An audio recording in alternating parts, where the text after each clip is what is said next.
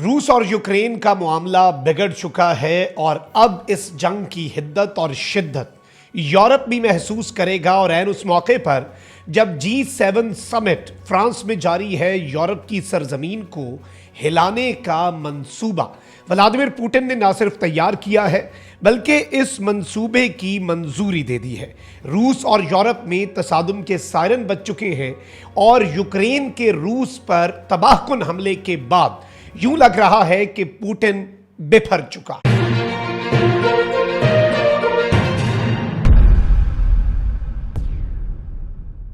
बिस्मिल्लाहिर्रहमानिर्रहीम, अस्सलाम वालेकुम। मैं हूं मखदूम शहाबुद्दीन। जुम्मा 19 जून 2026 का आगाज़ होते ही कुछ इंतहाई आम तरीन अपडेट्स हैं जो आपके सामने रखनी है। नाज़रीन कराम, एक जानिब तो पाकिस्तान ने एक बड़ा एफर्ट किया, एक बड़ी जंग जो है वो टल गई है। एक ऐसी जंग जो वर्ल्ड वॉर में कन्वर्ट हो सकती थी वो रुक गई है। लेकिन सवाल वही है कि क्या वर्ल्ड वॉर 3 के इम्कानात ख़त्म हो चुके हैं? तो ये कहना बिल्कुल गलत होगा, क्योंकि वर्ल्ड वॉर 3 कहीं से भी ओरिजिनेट हो सकती है, मिडिल ईस्ट से भी। रशिया वर्सेस यूक्रेन मामला जो है, जिसमें रूस अब डायरेक्टली यूरोप और नेटो को हिट करने का मंसूबा रखता है, और एक हल्का सा ट्रेलर रशिया ने कुछ दिन पहले भी दिया। अब क्या ये जंग यहां से शुरू होगी और ऐन उस मौके पर क्या चीन ताइवान वाला एडवेंचर करेगा?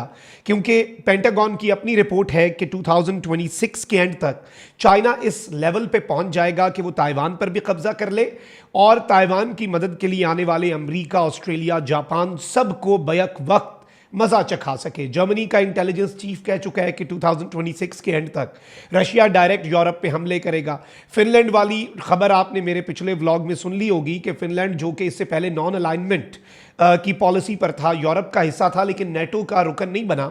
यूक्रेन के ऊपर जो फुल फ्लेज रशिया ने 2023 में जंग मुसल्लत हुई, उसके बाद 2023 में फिनलैंड जो है वो मेंबर बन गया नेटो का। लेकिन अब फिनलैंड को यूं लग रहा है कि नेटो का मेंबर बनना भी काफ़ी नहीं है। उसकी पार्लियामेंट ने न्यूक्लियर हथियार हासिल करने पर जो पाबंदी है वो हटा दी है। इससे समझ लगती है कि सूरत हाल अच्छी खासी परेशान कुन भी है, ग्लोबल पॉलिटिक्स भी तब्दील हो रही है, नफसा नफसी का आलम भी है। और इसी सब में यूक्रेन बड़े हमले कर रहा है रशिया पर, और रशिया में जो हुआ है ओवर द पास्ट 36 आवर्स, पिछले 36 घंटे में, ये शायद इससे पहले रूस के साथ नहीं हुआ। मैं सारी डिटेल्स आपके सामने रखता हूं, लेकिन उससे पहले अगर अभी तक आपने इस वीडियो को लाइक नहीं किया, लाइक ज़रूर कर दें। कमेंट सेक्शन में राय का इजहार भी कीजिएगा, और पाकिस्तान जिंदाबाद का जो नारा है ये तो आपने कमेंट सेक्शन में ज़रूर लिखना है। नाज़रीन कराम, ज़रा चीज़ों को समझें। एक तो ये कि इससे पहले रूस के ऊपर जो हमले हैं यूक्रेन के, वो इस तरह के नहीं होते थे, और Ukraine deep inside Russian territory penetrate नहीं कर पाता था, क्योंकि रशिया बहुत बड़ा मुल्क है। तो बॉर्डर के करीब हमले हो जाते थे, लेकिन आगे अगर कुछ आता था तो रशिया तबाह कर देता था। S-400 भी है रशिया के पास, बेहतरीन मिसाइल डिफेंस सिस्टम भी है। लेकिन फिर यूक्रेन ने ऑपरेशन स्पाइडर वेब किया, जिसने पूरी गेम ही बदल दी। स्पाइडर वेब ऑपरेशन ये था कि कुछ ड्रोन स्मगल करो रशिया के अंदर, एक कंटेनर में एयरबेस के करीब जाएं, बंद हैं ड्रोन कंटेनर में, अचानक कंटेनर की छत खुले और वो ड्रोन उड़े, और जब तक रशिया का एयर डिफेंस उन्हें डिटेक्ट करे वो जाकर जहाज़ों को तबाह कर दें। रूस को हिलाकर रख दिया। उसके बाद रशिया ने भी हमले किए। लेकिन याद रखिएगा कि इस जंग के अंदर पिछले 2 साल में इतनी हिद्दत और शिद्दत नहीं आई। जब पुतिन ने अभी चीन का दौरा किया तो यूक्रेन ने पिछले 1 साल का सबसे बड़ा हमला किया रूस पर। रूस ने उसका जवाब ये दिया कि इससे पहले ये होता था कि रशिया यूक्रेन पर हमले करता था। यूक्रेन के साथ बॉर्डर रीजन्स में जो यूरोप के मुल्क लगते हैं, नेटो के मुल्क हैं, उनमें रशिया कहता था चलें गलती से थोड़ा सा एयर स्पेस में से कोई ड्रोन होके गुजर गया, हल्के ट्रेलर देता था। लेकिन फर्स्ट टाइम ऐसा हुआ कि यूक्रेन ने रशिया पर 500 से ज़्यादा ड्रोन्स फेंके, मॉस्को तक में धमाका हुआ। उसके बाद ये सिचुएशन बनी कि रशिया ने पहली बाज़ाब्ता रेजिडेंशियल बिल्डिंग नेटो की टेरिटरी में घुसकर हिट की। ये एक हल्का सा ट्रेलर था रशिया की तरफ से कि भाई हम इस नहज पे भी जा सकते हैं। उसके बाद यूक्रेन बाज नहीं आया। यूक्रेन के सदर व्लादिमीर ज़ेलेंस्की जो हैं, उन्होंने लगातार वीडियोस शेयर करना शुरू कर दी कि ये देखो रशिया की पेट्रोकेमिकल यूनिट हमने हिट कर दिया, ये देखो हमने रशिया जो है उसको हमने यहाँ से हिट कर दिया, ये देखो हमने रशिया का oil facility, oil storage unit, और जो ऑयल के हवाले से दीगर प्लांट्स होते हैं, रशिया के की इंफ्रास्ट्रक्चर को हम हिट कर रहे हैं। वो वीडियोस पे वीडियोस जारी करता रहा। फिर G7 समिट में जैसे ही ज़ेलेंस्की पहुंचा, उसने 1 साल नहीं बल्कि पिछले 2 साल का सबसे तबाहकुन हमला रूस के ऊपर कर दिया। रूस के मुख्तलिफ एरियाज में हमले हुए। S-400 मिसाइल डिफेंस सिस्टम इतना बड़ा बराज था कि वो कितने रोकता।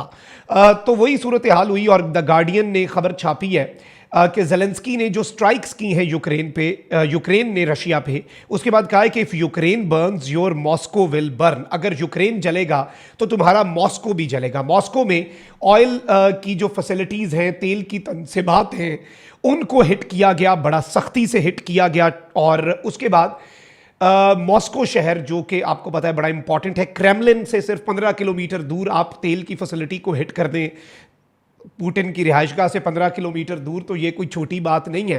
फिर उसके बाद बीबीसी ने रिपोर्ट किया कि Moscow residents complain of black rain after largest Ukrainian attack hits oil refinery. Ukraine का सबसे बड़ा अटैक जो है वो रशिया पर हुआ, रशिया की ऑयल रिफाइनरी को हिट किया और उसके बाद काली बारिश जो है वो हुई, यानी तेल का रेजिड्यू जो है वो आसमान से 1 दिन के बाद तक भी गिरता रहा। यूक्रेन ने जो हमला किया उसके बाद मॉस्को के नालियों के अंदर भी तेल और आग जो है उसका मंजर आता रहा। तो इससे एक बात समझ आती है कि व्लादिमीर पुतिन जो है उसके लिए अब एक बहुत ही कठिन और सख्त तरीन मरहला जो है वो आ चुका है। फिर इसके साथ ही साथ अब खबर ये आई है नाज़रीन कराम के रशिया के जो फॉरेन मिनिस्टर हैं सर्गेई लारोव, इन्होंने बेसिकली जो मॉस्को पर हमला हुआ है उसके जवाब में स्टेटमेंट दी है कि रशिया मैसिव स्ट्राइक्स करेगा यूक्रेन के मिलिट्री टारगेट्स पर और व्लादिमीर पुतिन ने अब रूस की फौज को फ्री हैंड दे दिया है। अब जो हम करेंगे वो नेक्स्ट लेवल होगा। Russia has announced massive retaliatory strikes on Ukraine और इसमें इन्होंने कहा है कि अब यूक्रेन को इसकी कीमत चुकानी पड़ेगी इस जुर्म की जो इन्होंने किया। और इन्होंने कहा है कि हम बड़ी स्ट्राइक्स करेंगे, डिसीजन मेकिंग सेंटर्स जो हैं, सिर्फ मिलिट्री टारगेट्स नहीं, वो सेंटर जहां पर फैसला साजी होती है यूक्रेन में, उनको भी हिट करेंगे। फिर इन्होंने कहा कि व्लादिमीर पुतिन के ऑर्डर्स को हम फुली इंप्लीमेंट करेंगे और वर्बल वार्निंग्स जो हैं, जुबानी कलामी धमकियां जो हैं, वो अब हमें समझ लग गई है कि यूक्रेन के लिए नाकाफी है, यूक्रेन अब कोई और जुबान समझेगा।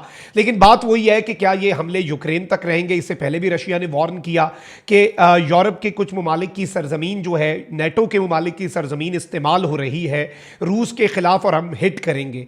अब आप यही देख लें कि पोलैंड जो है वो भी अगले मोर्चों पे उन मुल्कों में है जो अफेक्ट होते हैं। तो अब DW से गुफ्तगू की है जर्मन फॉरेन मिनिस्टर जो हैं जोहेन वेडपॉल जो है उन्होंने, और इन्होंने कहा है कि जर्मनी जो है वो पोलैंड बड़ा इंपॉर्टेंट है और हमारी जिम्मेदारी है कि हम पोलैंड का दिफा करें, क्योंकि यूरोप के वो ममालिक जो अगले मोर्चों पर हैं, यूरोप के वो ममालिक जो कि रूस के करीब हैं, यूरोप ने अपने वहाँ पर फाइटर जेट्स और बाकी एयर डिफेंस को भी बड़ा डिप्लॉय किया हुआ है, बिकॉज यूरोप कर रहा है एंटिसिपेट कि रशिया कोई एडवेंचरिज्म करेगा। और इस हमले के बाद तो क्या रशिया सिर्फ यूक्रेन पर हमले करता है? रशिया टेक्निकली अनाउंस नहीं करेगा, वो बाद में कहेगा गलती से कुछ चला गया, लग गया होगा बॉर्डर रीजन्स के अंदर। लेकिन नेटो ममालिक जो हैं उनके लिए एक बड़ा चैलेंज है। On the other hand Trump को भी तप है, गुस्सा है कि भाई ईरान जंग में मेरा नेटो ने और यूरोप ने साथ नहीं दिया, तो अगर नेटो का कोई मुल्क आर्टिकल 5 इन्वोक भी करता है कि attack on one is attack on all, तो ये बुनियाद बन सकती है नेटो के खात्मे की, नेटो की ग्रेट डाइवोर्स की। और शायद सदर शी जिनपिंग जो है वो भी यही चाहें और पुतिन को एक थपकी दी जाए कि this is the right time, इनके दरमियान दरार डालनी है तो इनका ज़रा इम्तिहान ले लो नेटो का। तो ये एक पॉसिबिलिटी भी ऑलरेडी अंडर डिस्कशन है। तो और वहीं दूसरी जानिब चाइना भी कोई बड़ा एडवेंचर कर सकता है। अमेरिका वैसे ही कमज़ोर हो चुका है, मिडल ईस्ट के अंदर फेंटा खा चुका है, तो अमेरिका परेशान है, यूरोप परेशान है, और इस सब के अंदर ज़ेलेंस्की जो है वो यूरोप को एक और इम्तिहान में डालना चाह रहा है। रशिया पर बड़े हमले हुए हैं और यूं लग रहा है कि अब रशिया भी तबाहकुन स्ट्राइक्स जो हैं वो आज की रात कर सकता है। बड़ी इंपॉर्टेंट होगी ये रात, और हम ईरान की और मिडल ईस्ट की डेवलपमेंट्स के साथ साथ इस डेवलपमेंट को भी इग्नोर नहीं कर सकते। अपना बहुत ख्याल रखें। अल्लाह निगहबान। पाकिस्तान जिंदाबाद।